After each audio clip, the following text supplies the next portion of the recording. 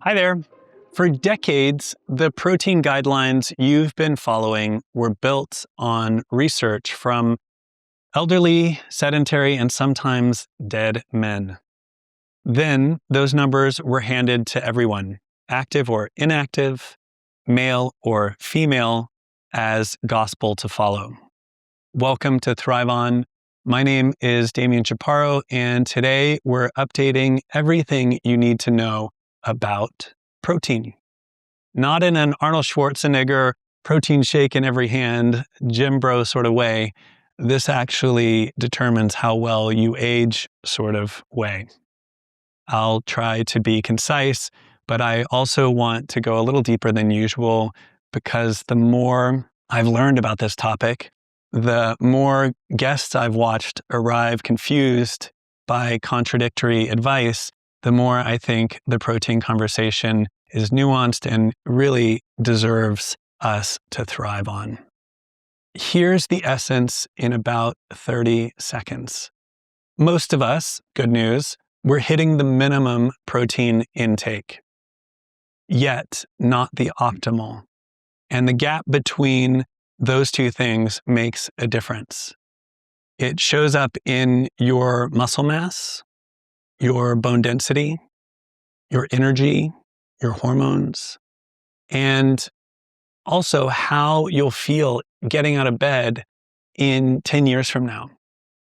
The recommended daily intake is 0.84 grams per kilogram of body weight.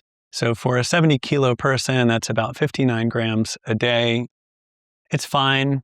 It's adequate. It's enough to avoid clinical deficiency. But enough to avoid deficiency is a remarkably low bar.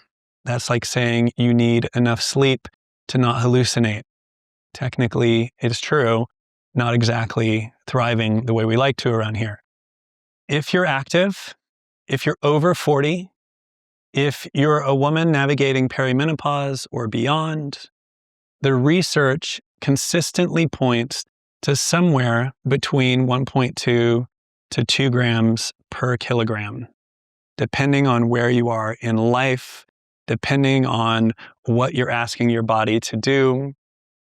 And here's the part I love. You don't need to eat meat to get there. Not even close. All vegetables contain protein. We've been proving that at aroha for 12 years. But I want to speak directly to women for a moment because this is where the protein conversation gets a bit overdue. Here's what actually is happening in your body. As you age, you become more anabolically resistant. That's a technical way of just saying that as we get older, it gets harder for your body to turn dietary protein into actual muscle tissue. The conversion rate drops. The signal essentially weakens. And after menopause, when estrogen, one of the key signals for muscle protein synthesis, declines, that resistance gets even steeper. So you need more protein, not less, at exactly the stage of life where most women are eating less. Now, for decades, nutritional science studied male subjects and extrapolated the results to everyone. Dr. Stacey Sims, exercise physiologist based here in beautiful New Zealand, one of the most important voices in this space, has spent her career trying to correct this. She's been saying what should have been obvious. Women are not just small versions of men. And advice like fast more, eat less, train fasted in the morning, it works reasonably well for male physiology. For women, it can quietly undermine hormonal balance, thyroid function, and bone density over time. And the reason is elegant and a little unsettling. The female hypothalamus is exquisitely sensitive to energy availability. It's reading the environment constantly.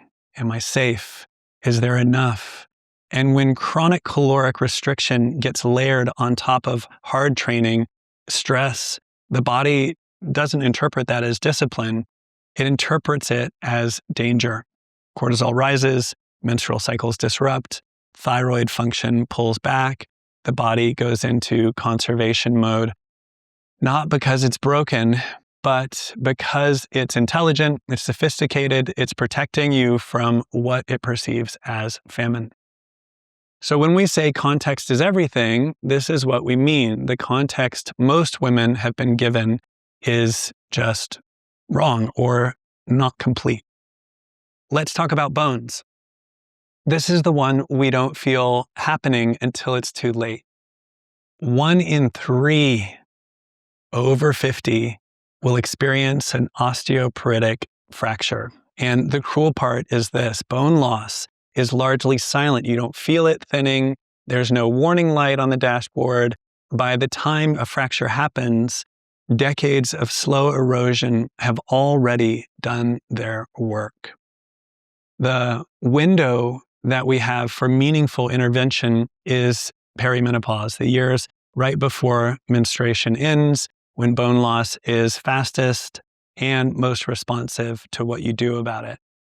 The non-negotiables: weight-bearing exercise, adequate protein, vitamin K, magnesium, calcium, not just calcium alone, but in the right ratios, working together with the rest of your lifestyle. And here's something that genuinely surprised me. 2025 network meta-analysis found that yoga was among the most effective interventions for improving lumbar spine bone mineral density in postmenopausal women. It was more effective than several other exercise modalities studied. We've been doing daily yoga here at Aroha for 14 years. I'd love to say that we knew it all along. Honestly, we followed the body's intuition before the science confirmed it. Sometimes that's just how it works. You feel something is right, and then the evidence catches up.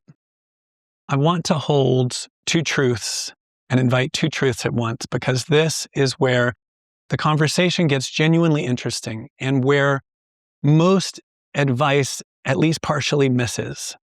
Fasting, done right, at the right time for the right person, right duration, is one of the most powerful longevity tools we have, full stop. I believe that. We practice it on retreats, and the evidence shows it. Reduce caloric intake strategically, and something remarkable happens at the cellular level. Old, damaged proteins get broken down and recycled. Your mitochondria get cleaned up and refreshed. Growth hormone rises. Inflammation drops. That process is called autophagy, the body's own housekeeping system, and it's profound. But here's the point of tension. Autophagy and muscle protein synthesis are in some ways opposing signals. One says break down and recycle. The other says build and repair. Your body doesn't fully do both at the same time. They're different metabolic states, both valuable and essential, both serving you and your well-being. The art is knowing which one your body needs now. Someone with good muscle mass, solid metabolic health, strategic fasting can unlock deep cellular renewal. It's powerful and it's measurable, it's real. But someone navigating advanced osteoporosis with significant muscle loss, consistent protein-rich nourishment is the medicine, not restriction. And if you're on a GLP-1 medication, something like Ozempic, where appetite is already suppressed or your body weight is already low, you're probably already in a catabolic state. You may need that consistent nourishment as well. Adding a fasting protocol on top of a drug that's already reducing your intake, it's a nuanced conversation. There's actually a clinical word for what happens when muscle loss crosses a threshold. It's called sarcopenia. It means your body has less capacity to recover, to balance, to absorb the ordinary shocks of living. Stumble becomes a fall, a fall becomes a fracture. If that's where you are, building isn't optional, it's the priority. This is the deeper question for anyone over 40. It's not what's the best protocol, not should I fast or feast, but am I in a season of focused building or one where building and clearing need to work in balance? At Aroha, we've fed guests an entirely plant-based menu while guiding them through some of the most physically inviting weeks of their lives. Alpine hiking at altitude, strength training, functional movement, yoga, Pilates, supported recovery and deep rest, no phones, advanced analog wellness. That's what we do. And we've watched plenty of people arrive worried about protein, convinced they'd be starving by day 3, and leave with measurably improved body composition, reversed biological age markers, and a relationship with food that actually serves them. What we've done recently is improve clarity, increase precision. Our own fasting protocol, plant-based, calorie-restricted, designed for cellular renewal, allows for measurably improved HRV, sleep, all sorts of great things, but it's lower protein by design, which is exactly why we now orient every guest into one of 3 tracks, which happens seamlessly without overwhelming with choices and through direct one-on-one conversation. These 3 types are the resetter. You're here for a full cellular reset, the longevity science, the autophagy. Your body is ready to clear the backlog. Full program, full fast, full biology. The balancer, you're here to feel human again, to reconnect, to sleep, to move, to breathe, to nourish. You don't need intense optimization. You need a more restorative space. And then lastly, the rebuilder. You're in a phase of life where preserving muscle and bone is the priority. Higher protein menu all week, no fasting. It's swapped instead for consistent nourishment. The same movement, the same beautiful nature, stacking habits, the same magic, and just a different fuel strategy. These choices have actually always existed and we've always offered, but we've made it more implicit. Same mountains, the same communities, same transformation. We've just continued to evolve with the best evidence and to offer you the best experience we can figure out. One more thing, everyone on every track is now offered creatine because the evidence for creatine in muscle health, bone density, and cognitive function is strong enough that we consider it to be a baseline tool for all of us. So you can try that out while you're here. You'll see it by the tea station. Here's what I want you to take from this. If you notice you're fairly carb heavy with your breakfasts, and most of us are, you don't need to track every gram. You don't need to optimize every meal. You don't need to know your ketone glucose index before breakfast. But tomorrow morning, try making a shift. Let your breakfast center around whole foods and roughly 30 grams of protein. That's it. Just a protein-centric breakfast to start your day, because many of us start the day with almost none. A piece of toast, a coffee, maybe some fruit, and then we spend the rest of the day trying to catch up, and we often never quite make it. 30 grams at breakfast, that shifts things downstream through your day. Beyond that, mostly plants, movement that loads your bones and challenges your muscles, good sleep support, some quiet space from the noise here and there, a bit of unplugging in your day. Let me know if you notice a difference.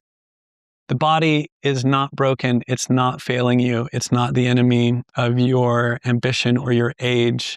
It's just waiting for the right conditions. And we are the ones and we are the people. Give it those and watch what happens. All right, my friends, I'm Damian. This is Thrive On. Hope you enjoy. We'll see you next month.